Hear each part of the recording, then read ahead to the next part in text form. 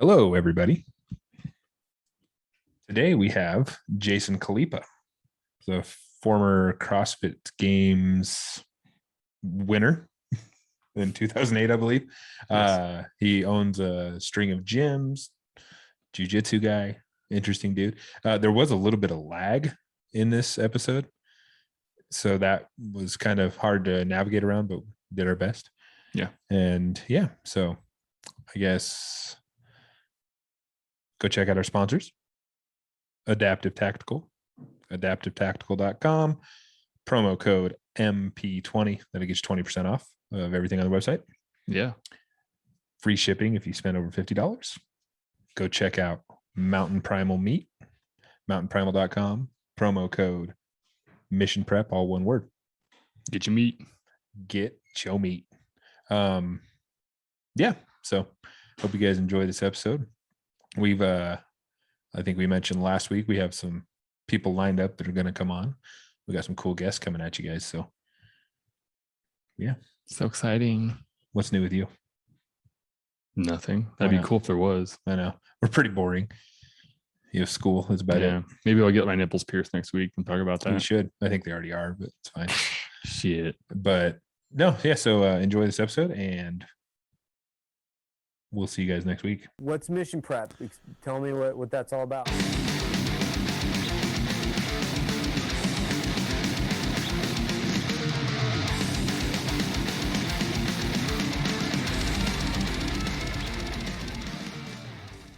All right. So we are here today with Jason Khalipa. And if you want to, go ahead and introduce yourself to our listeners and let them know kind of who you are. No problem. I'm the founder of NC Fit. We are a global fitness company. I'm a CrossFit Games Champion, competed there for almost a decade. Big supporter of pediatric cancer and kids fighting cancer, and husband, dad, and I love to roll jiu-jitsu. Hell yeah. Yeah, we have that in common. We both like jiu-jitsu, Kevin as well. And he used to own a CrossFit gym here in Boise. I felt it apply over so well. Not only just being maybe wrestling and football as a teenager anyway, but when you train yourself to be more, maybe, I mean, genetics have a part to do with it, but when you train to be very explosive and then you get into jiu-jitsu and you actually apply it, it's like, I don't know, it's really nice to be able to do that versus coming out of like maybe a long distance running background into jiu-jitsu. I feel like you have an upper hand as long as you're learning with the curb, you know? No, I really like it. How long have you been doing jiu-jitsu? 6 years. Okay. Oh, good. Yeah. So quite a while. Yeah, it is well. Yeah, I started, well, it's been 2018. I haven't done it now in the last year with all the craziness that's happened, but because the gym was shut down and stuff for a while and all that. But when I started, I had no background at all. I never wrestled. I didn't do anything other than I'm like a big guy. And I'm thinking, oh, I'm a big guy. I could probably hold my own. And I learned really quick that that's not the case. Yeah, absolutely. No, definitely not. It's there's a lot of technique involved, of course. Yeah, for sure. Yeah. And my coach, the guy that owns it, he was a pro fighter for 13 years and he's very, very good at jiu-jitsu and he's much smaller than me. And I learned really quick that the size doesn't play that big of a part in it. Yeah, absolutely. Dude. So I started CrossFit, I think, right now it was in 2008. I had just gotten in the Army in like January 2008. And then the guys in my unit, they had started it in like 04, 05, you know, so they got indoctrinated into it pretty quickly. And we came back, I think, for my first deployment in 2009. And right after, I was like super into CrossFit at the time. And I got, every second counts. And that was my first introduction to you, like, that and Miko Sala when you won in 2009, Oh yeah. Yeah. Super impressive because I had to go back and do all the workouts. Like that was our thing. We came back and we had like a week or two of just like not training or anything. You're just kind of recovering from the deployment. So we did all the 2008 CrossFit games, within a matter of like 4 days or something like that. Then 2009 games, same thing. But it was super fun to go back and just repeat them all and try to like put ourselves in your guys' shoes a little bit. You know what I mean?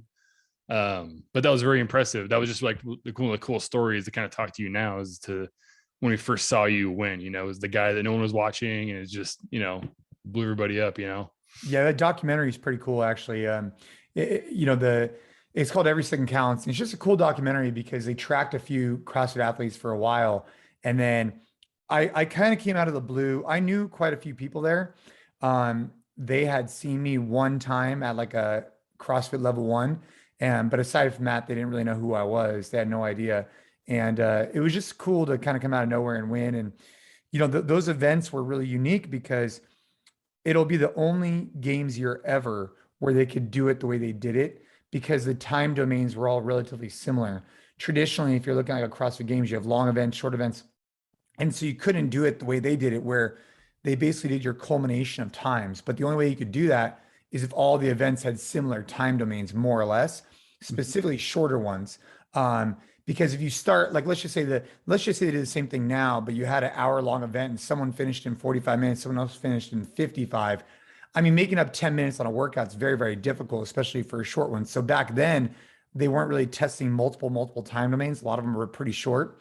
And so it led to a very, I think from a cool finish. I thought it was a cool way to finish it. Yeah, absolutely.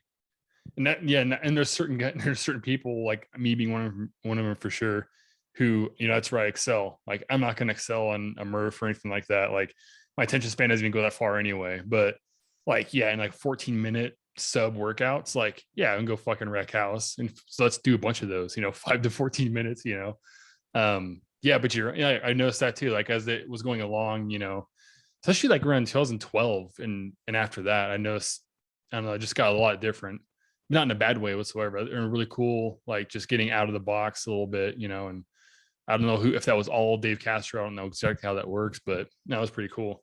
Well, they were trying to test for the fittest, and to do that, they had to go long, they had to go short, and I think it's evolved over the years for sure. I don't know what the future is going to hold. I have no idea, but it's been interesting to watch. Yeah, I know. I got introduced to CrossFit in 2016, right? That's when you 15. 15. And I started going to his gym. We grew up together, and he was telling me forever I should come do it. And I had no weightlifting background or anything in any type.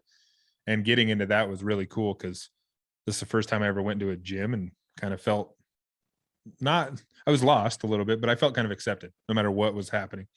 And then I got into like watching the games and all that stuff. And it's just kind of a cool world. I know there's been some craziness within the CrossFit world the past, what is it, a year or two, with all the stuff with Glassman and all that stuff. And I know a lot of people are not affiliated with them anymore, you included, I believe. Yeah, I mean, it's that, but it was many years before that too. But yeah, was it to the public eye, it was the last like year or two. Yeah. And I've heard that from a few people I follow or I listen to, that there was a lot of stuff going on for a while. Long time. But and then I don't know, like it seems like especially after that, the fandom of CrossFit itself has kind of died off, like the people don't follow it like they were back in 2015, 2016 at all, if that makes sense. Yeah, you're saying. Yeah. And that happens with anything though. I mean, there was a lot. I don't think CrossFit's a fad like some of that shit that came out in the 80s and early 90s, because its foundation I still feel is applicable. Like, a strength and conditioning program with high intensity perform gymnastic skills and working on flexibility and everything else. Like, there's really nothing else that is allowing you to offer such a broad spectrum of movement. You're in capacity. It's usually less nuanced, but the nuances are good as long as you can put time into it and understand it, I feel. If that makes sense. Like, but so that's actually something I'm interested in. How did you get into doing CrossFit? Like, what was your background before that? So I was working at the conventional gym for a long time. And I got introduced to CrossFit when I was, let's just see, 19 or 20. I got introduced to it. And at that point, it was really early on. It was 2006. And I fell in love with the idea of a coach, a clock, a community. And over the years, it's had a lot of ups and downs, mainly a lot of ups, especially up through like 2016. It was on a rage and it was going. And I was really proud to be a part of that. Traveled the world for CrossFit, taught a lot of seminars, competed professionally in it for a long time. And it made a big mark on my life. And I like to think that our business wouldn't be what it is today, obviously, without CrossFit. And we learned a lot from the methodology and kind of evolved it the way we wanted to see it for within the walls of our gyms at NC Fit. Okay. Yeah, because I don't know, like I said, when I first got into it, it was kind of, I would say, in its height. because it was on ESPN, all that good stuff, you know. And then now it seems like I think people are aware of like a CrossFit workout and CrossFit gyms, but like the CrossFit Games and stuff is foreign to a lot of people, I think, now, because it's not on ESPN. I don't think, is it? I don't know. I haven't No. followed along with it for a while, but yeah, I don't know. The workouts themselves, especially for somebody like me with no background in weightlifting and stuff, it worked really well for me because I felt comfortable doing it. And I like the sport aspect of it, I guess, or the competition aspect of it. Right. Even if you're just competing with like your friend in the gym, like to me, that made the workout more bearable. Right. Well, I mean, like we talked about before, like testosterone and dopamine are somewhat or synonymous in a sense, right? Like that reward signal you get, the dopamine signal you get from competing against somebody. So just is driving your testosterone and vice versa, right? So that's why I think it's one of the big reasons why it's so addictive, like especially as former athletes, right? Like I have to win. I have to do better. I have to do better so that I can win or even just beat myself, right? To be competitive. And testosterone is a driving thing for that. So now you're getting addicted to something and you're getting these reward signals from it. Especially when you get clients that are, 43-year-old, people that haven't competed in anything in a long time and they're rewiring your brain again for this. It's like, oh fuck, I'm addicted, and it's really cool to see the people get that like-minded mindset, Yeah. So how many gyms do you have? Let's see. Between owned, operated, licensed, or corporate, it's kind of complicated. About 30 in that case. We own and operate 4. We operate another 12, and we license another 11. So you're just a little bit busy. No, I mean, look, our business has a few different verticals, right? So we have brick and mortar locations that we love, which is like kind of like the pinnacle of what we provide, the coaching, the programming, all that kind of stuff. Then we have a digital model where we have some for gym owners called the Collective, and we have some for the end user, which is just called the NC Fit app that you can download on, Android or iOS or whatever. Mm-hmm. And those are really the verticals that build up our business: corporate wellness, brick and mortar, and digital. Okay, that's cool. And then for jiu-jitsu wise, do you own jiu-jitsu gym, or you just No, I just attend. I'm just a student. Yeah, because I've been following you online. I know you do it, but I wasn't sure if you were involved in owning any gyms.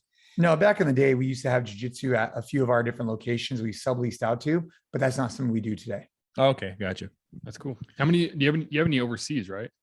Yeah, so we have locations in we have 3 in Malaysia, we have Thailand, China, Japan, and those are going to be corporate wellness locations with Western Digital. And so we run the fitness within their companies, which is a pretty cool endeavor. We started that maybe, probably coming up on 10 years here, and it's been great.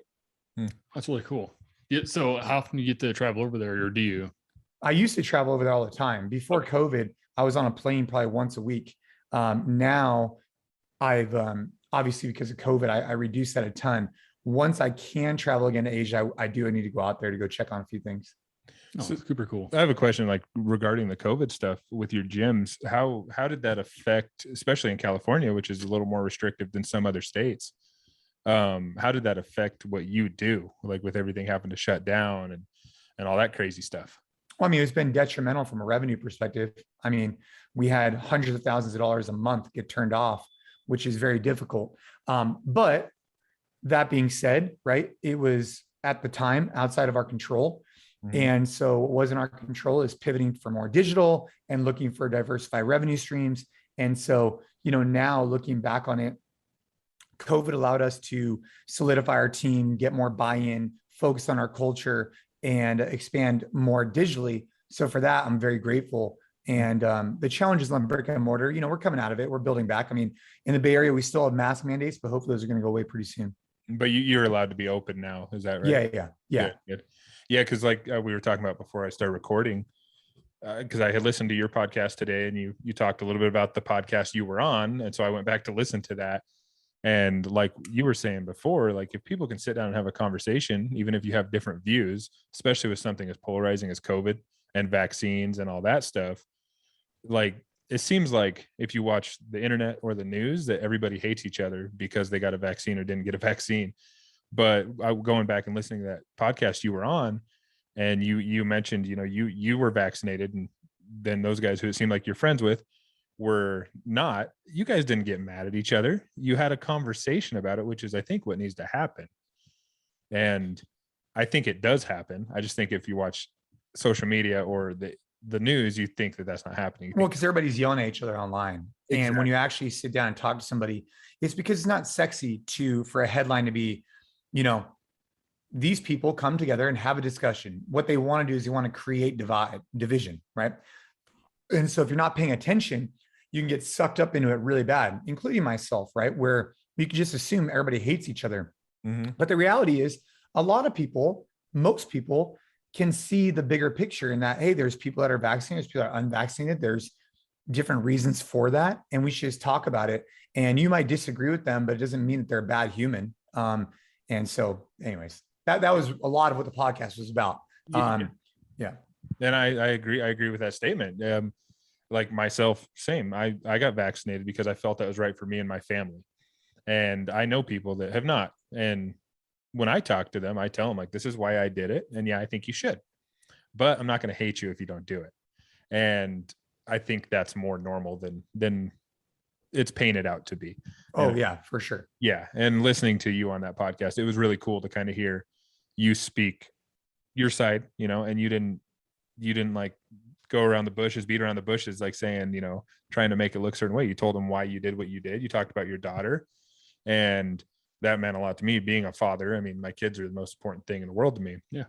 And that's another reason I chose to get vaccinated. My kids, they're not old enough to do so. So I want them to be safe and take every precaution I can, Yeah. And it's a big deal. I mean, it's because it's affecting most people. It's affecting everyday life. I can't fucking, I had to miss a year of being in person in school. So now I'm like getting ready to graduate, and like, cool, I've missed last year of being in person. It's not the same thing at all. And you're still paying out the same amount of money. It's, it's a JAB bill, so I can't say I'm paying money, but you're you're still missing out on a lot, and people are neurotic when they're on their own little bubbles, because when you're going to school, like now I'm in person again, like you're around other smart people. I would hope it's a physics program. I hope they're smart, but they're all vaccinated, because it's like, well, we want to be in person. If we want to get, good PhDs in physics, we need to be here working with these, top tier 1 professors to understand what the fuck we're doing, instead of going online and kind of just missing out on the education, and so if a step forward to doing that, or being virtuous in any way, is getting a vaccine that is supposed to help you and people around you, then do it, and stop polarizing people for doing the opposite. I think it's really interesting, especially when someone says, oh, if you got it, like, stay away from me. Like, what? Like, that makes absolutely that's no the sense. worst. Yeah. It's like, oh, I don't want anything to do with you because you got it. You're obviously dumber than I am. And they work at a fucking, a gas station. So nothing wrong with working at a gas station. Sorry, I know what you mean. Yeah. But no, like I agree. Just because somebody doesn't think the same way you think doesn't make them a horrible person. No, it really doesn't. You can, and that's something we've kind of talked about on this podcast a million times, is that as different as some of us are, we all want the same things. We want our kids to be healthy. We want our families to be healthy. We want to be successful. And I think having conversations like you did on that podcast, where you guys disagreed a little bit, but that's what needs to happen. And then people can hear that and think like, okay, hey, everybody's not fighting. Yeah, that's exactly what that podcast is about. So yeah, I'm glad we did that. I mean, that went out to a lot of people, so it was good. Yeah, and I enjoyed it. And like I said, I had never listened to that podcast before, but I had heard I saw you were on it. I went back and listened, and it was cool. There was a good conversation you guys had. Yeah, thanks. I appreciate that. I like that. And we've had that a couple times on ours, where we'll have somebody on who we don't necessarily agree with, but that doesn't mean we can't be friends with them. Right. I think it's important to show we don't have a huge following, but we have a following, and showing anybody that's listening to this that people can get along, no matter their political or religious or any of those views. Like, people can still be friends and still be on the same page. You know what I mean? Yeah. But yeah. So anyways, I like that podcast when you were on there. Long way around to saying that I like that.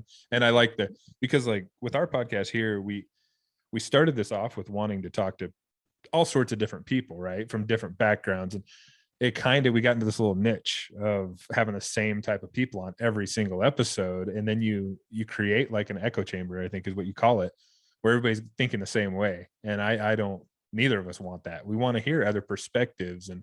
And like, that's one reason I reached out to you. You're an athlete, you're a professional athlete. You're a little different than what we've had on in the past, because we had mostly turned into like military veterans and gun guys. For some reason, that's just the road it went down, and because he's a military veteran, and that's kind of how it went. But we wanted to start reaching out to some different people, like athletes like yourself, people from different backgrounds, and get some more perspective for people to hear.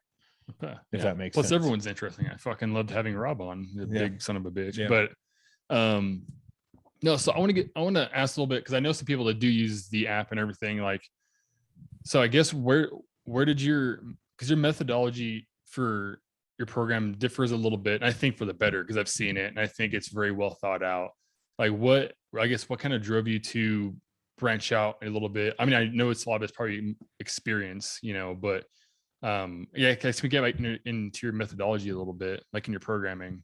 Yeah, I mean, the best way to think about it is like, I've been in the trenches coaching classes with thousands of athletes in our gyms personally. I've witnessed it. Like, it's not hypothetical, it's personally. Yeah. And then we put out programs to 1,000 gyms every single day.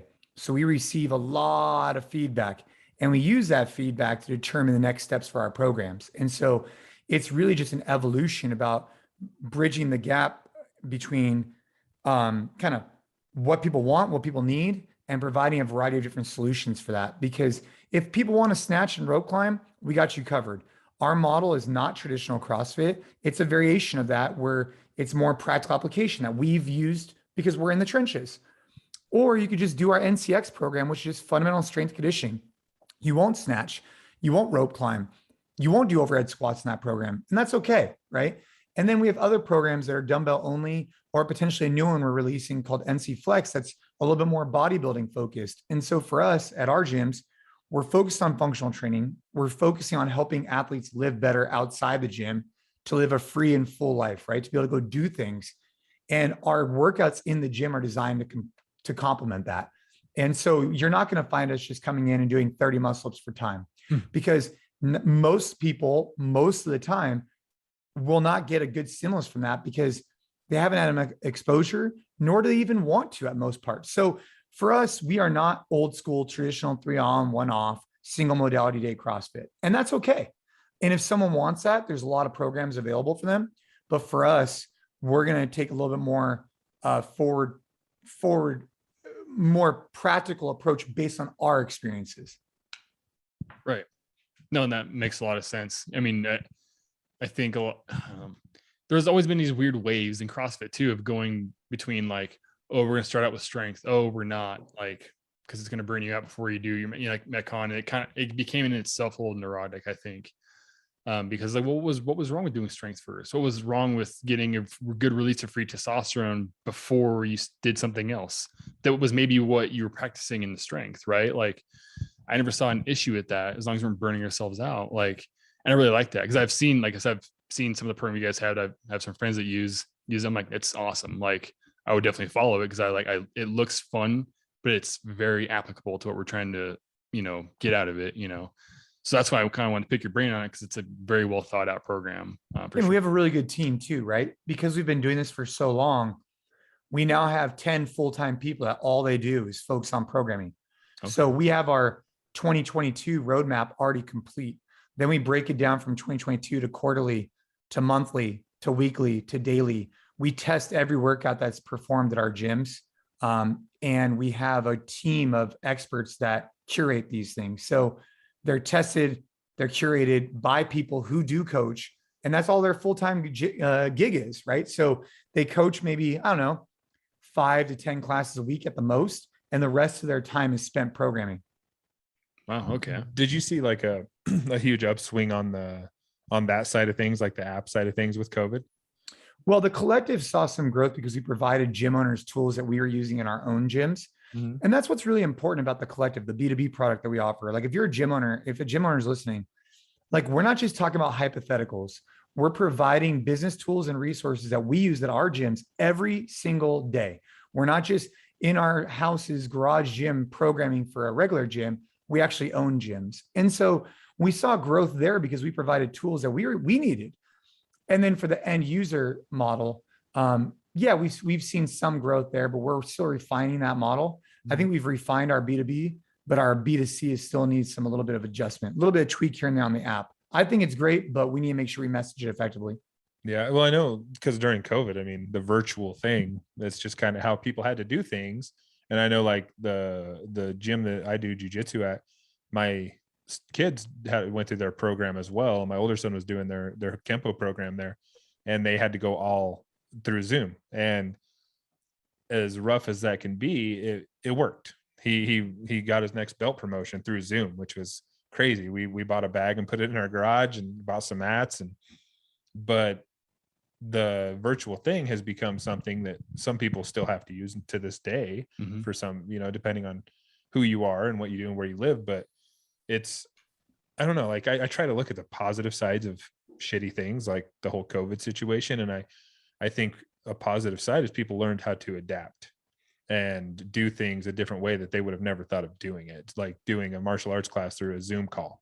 Like that's not something, or a CrossFit class through Zoom call. I'm sure that happened. Yeah. And it's cool to me to see people adapt. And then again, on your end of things, you're the one putting out that curriculum for people, and you're having to do it through a Zoom. And I'm sure that's frustrating as well, but you did it, I'm sure. Yeah, you got to pivot. Yeah. You adapt and you find the best way to do things. And I think that's kind of a cool side of what's happened this last, year and a half. Yeah. People learning how to do things a different way and just making it work. You know what I mean? Yeah. Nothing's totally negative. There's lots of positives to pull out of it. We have to adapt and change our perceptions, and those perceptions that changed gave us another outlet, to be creative with whatever's work, school, whatever. I feel, unless you're living in a hole, but yeah, I feel like there was positives to take out of it. We don't have to be so morbid about the whole situation at all. So I want to pivot a little bit. I want to talk about like what you guys do with your foundations and stuff because of what your daughter went through. Do you mind talking about that a little bit? Yeah, no problem. I mean, my wife hosts an annual fundraiser called Ava's Kitchen. It's hosted here in the Bay Area. We fundraise a lot of money for kids fighting cancer. We partner up with a company called NIGU, which is Never Ever Give Up. And we do all kinds of stuff. We send checks to people. We do joy jars where they get jars in the hospital. We do breakaway adventures where they go on mini vacations. We do all kinds of stuff. And so that's a big focus for us moving forward. My daughter was diagnosed with leukemia in 2016. And we spent a lot of time in the hospital for the next couple of years. And so she's been out of treatment now for 3 years. And because of that, it's really dedicated our life to supporting families however we can. Mm-hmm. Well, like I said earlier, being a father, Kevin's a father too. Like when I see somebody who I don't know, like yourself, I just see you online, right? But I saw what was going on with your daughter and how you guys stepped up, and you looked like just from the internet, it looked like you were there for her when she needed you. And that gave me a whole nother respect for you, not knowing you personally, but being a dad, like I can't even imagine if one of my kids was sick and what you guys probably went through. And it was really cool to watch what you guys did. And I've on my personal account, I followed you for probably since 2016. So I kind of watched the whole thing, and that's what I'm saying is I got more respect for you because of how I saw you handle that just through the internet. I'm sure. Yeah, thanks. Time, I mean, but. Yeah. I mean, and I think a lot of people would have handled it. I hope similar. Right. But, at that point, it's just, what else are you going to do? Meaning like, I was very fortunate. We had built a successful business. We had really great relationships with my family, and we had a lot of support. But where else are you going to be? What else are you going to do? Mm-hmm. Right. You're going to man up, you're going to step up, you're going to be in the hospital every day, all day. And you're going to put your sole focus and attention on curing this disease. I mean, there's nothing else. There's no other focus. And that's just the way it goes. So the day that we got the news, everything else took a back seat. Now, fortunately, because we have such phenomenal people at our company, they could take care of that. And we had great family dynamics. So my mom and dad were able to help me with my son. Mm-hmm. And my fitness was still good. And I was able to get in workouts in the parking lot of the hospital a lot. But that was the main focus. The goal is when you get that type of news, initially you attack it, right? You want to say to yourself, okay, what can I do that's in my control? Well, what's in my control is to become as much of an expert in this particular disease as quickly as possible and avoid going down negative rabbit holes, but stay focused on really great educational material so I could be more prepared with what is to come. Mm-hmm. Yeah. And that's another thing I saw you doing on Instagram was working out in the parking lot of a hospital. And I'm like, Yeah. That's awesome. That we were talking about adapting. Like, there you go. That's the positive side, I think, of social media, is to see things like just like that, where you were adapting on a personal level by you had to get your workout in, and then watching your little girl adapt through craziness in her life, and you guys adapt with things. That's the positive side, I think, of social media. Yeah, you can see it, and hopefully it drives you to do the same thing. Like, oh, when I have an obstacle in my life, obstacles are opportunities, right? You educate yourself really quickly on something because it's like, this is out of necessity, right? And you learn very quickly doing that and retain the information because of the way you viewed that. And that's good for people to see that. Like, oh shit, when bad things happen, let's adapt, let's learn, and let's become a better person. Let's be virtuous about this and not be a victim, you know? How old is your daughter now? 10. So she was what? 4. So 4. she was diagnosed at 4. She was treated for 3. She's been out for 3. We have 2 more until she's considered cured. So yeah, it's right on track, and we guys got to keep making moves. But yeah, it was a, obviously it was a life-changing news, life-changing, I'd say, journey. But fortunately for my wife and I, this information came at a relatively young age for ourselves. And so we're going to be able to use those lessons learned for the rest of our life, which is great. Yeah. I don't wish it happened, but the fact that it did, it's able to prepare us for the future better. I mean, our family, when it comes to COVID and having tough conversations and overcoming obstacles, I mean, it's not even like a fraction of what we had to deal with back then. So it makes things put a lot of different perspective on it. I'm sure it did. Yeah. Is your daughter involved in like Ava's Kitchen and stuff like that too? Because that's probably right. Is she aware like the impact? Because like I said, people that followed you online were aware of that whole situation, and being like 10 years old, is she aware like there's people out there that think that she's a total badass? Yeah. I mean, I think the Ava's Kitchen event's a good example of that we have 100 people there. It's small, but it's a live auction. We raise, on average, we raise actually like 300,000 or 400,000 at that event. So it's pretty wild. And she gets up on the stage and she helps the live auction and she helps with the cooking. So a lot of people know her there. And then we host regular blood drives at our gym that she always attends. So that's a big deal for us. We do a lot of blood drives. And so, yes, she's aware of it a little bit. And, the feedback was always really positive, and I really appreciate the way the community stepped up for us. Yeah, that is awesome.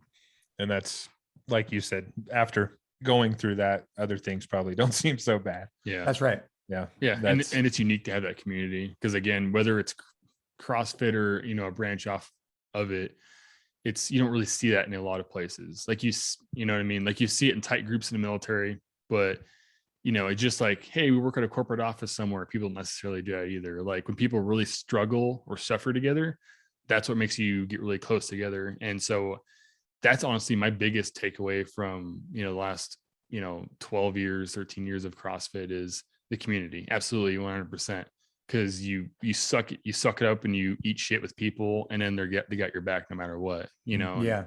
We wouldn't have a lot of that community without it. It would just be solely military, firefighters, cops, and collegiate athletes. But it's this whole other avenue to bring people together. Well, I think in a lot of things, communities, jiu-jitsu is a prime example. Like I found a little community of people when I started doing jiu-jitsu, and I'm sure you have as well, because you're all going through the same shit together. And you're in jiu-jitsu, you're trying to kill each other. Yeah, you can't. You can't fake an ego when someone's choking you. No. Absolutely not. So have you ever competed any jiu-jitsu stuff? Yeah, I've competed 3 or 4 times. I might compete. I'm doing the Rogue Invitational, which is coming up here at the end of the month for CrossFit, but I might compete later on in November in jiu-jitsu. More than likely I will, because I don't know exactly when I'm going to get my brown belt, but I don't think it's that far off. And so because of that, I want to make sure I get another competition at purple. That's awesome. Yeah. It's how old are you? 36 just turned. Oh geez, old man. No, no, but it's cool to see. It's Jake's birthday today. He's 33. It is my birthday. Oh, nice. But Happy birthday. thank you. No, but like I did one tournament when I was really new into jiu-jitsu and I had no business entering into a tournament, but I really wanted to get the experience. I think I was like 6 months into jiu-jitsu and I joined I forget what it was. It was a beginner class, but that was a year to a year and a half in the tournament. Mhm. So I was a little behind the other guys and I did not win because of that, but it was really cool to go in and see all these different people of all different ages and different backgrounds, and everybody's in there competing with kind of a common goal. And it's funny because I was 31 or 30 at the time.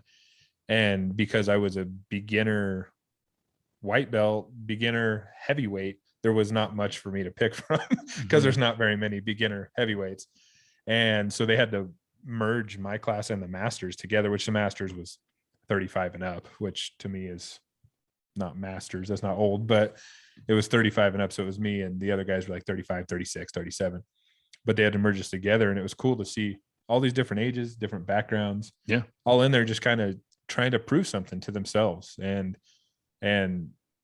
to see like you're a very accomplished athlete. Obviously you won the CrossFit Games. I mean, you're still competing, you're still going and doing other things. And that's like we were saying, the community thing. That's cool to see that people still go and have something to do. And it keeps you from being neurotic. If you're just doing one thing, if you're just doing fitness or just CrossFit, you're going to be so wrapped up in your own world that you're just neurotic and probably an asshole. So it's like, you have to have something else to learn and, have humility with every day that keeps you like a leveled person, Well, jiu-jitsu will do that.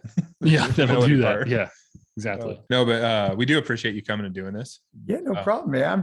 I'm here along for the ride, ready to rock, whatever you guys need. Yeah, I'm man. glad to be on.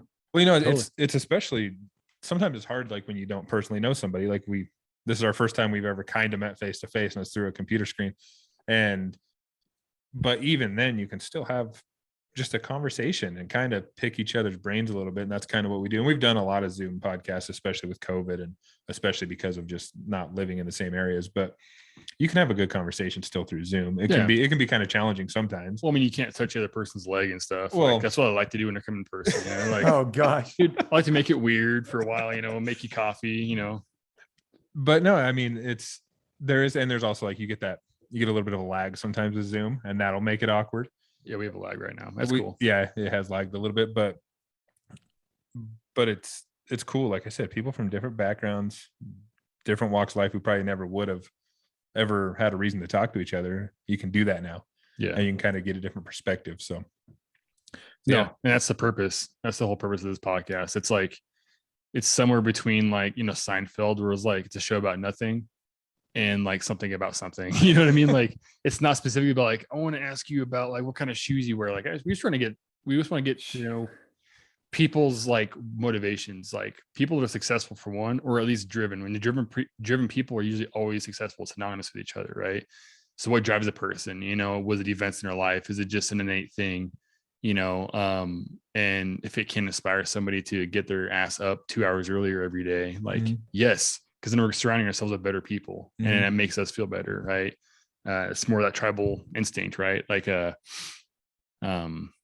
wow, what was it? Trying to remember that guy's name, that psychologist, but he was talking about like a group of people always push up another person at a time because it makes them essentially feel better, look better in their own tribe. Like, they're never going to push themselves up. They're going to push someone else up around them. You know what I mean? It's like, it makes so much sense because a lot of us do that, That's kind of what we're doing with the podcast. We want to push other people up. We want to show people what you're doing, and give them an eye, a glimpse into what you're doing in your lifestyle. And, and it honestly really does help.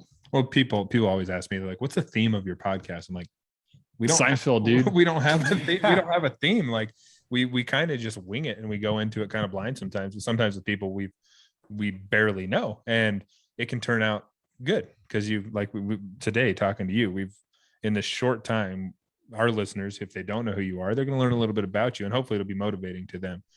And there is no theme other than just talking. I always tell them it's conversation based. Like, I don't know what you mean by theme. It's not a murder mystery podcast. Murder mystery. Yeah. Actually, could you tell us a little bit about your podcast? I mean, Seems like Yeah, you're on a lot of podcasts. Oh, dude, I'm on a lot of podcasts about a lot of different things. But recently we used to have the Business of Fitness podcast, and he was all about the business side of fitness. And then I pivoted it to this one called Effort Over Everything. And the idea is we're going to start putting out 2 shows a week. The first the week is just going to be like this Effort Weekly. It's a new thing with 2 guys that we work with, Gabe and MDV. A lot of our audience knows who they are. We're just going to talk about whatever is on our minds about different subjects. So that's our Monday episode. Thursday episode, oftentimes we have a guest.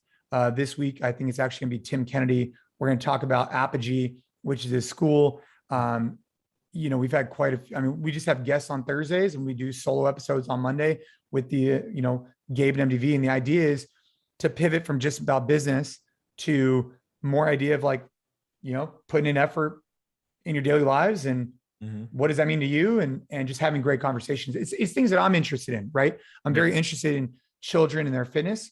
So it got me talking to Apogee because they're a new form of school. And I really like that conversation. Or I'll maybe talk to somebody about business, or maybe I'll talk to somebody about fitness or whatever. It allows me to open the door to whatever conversations I want to have. Absolutely. Yeah, that's actually the one I listened to today, the one you guys released today. And I had actually never listened to your podcast until today.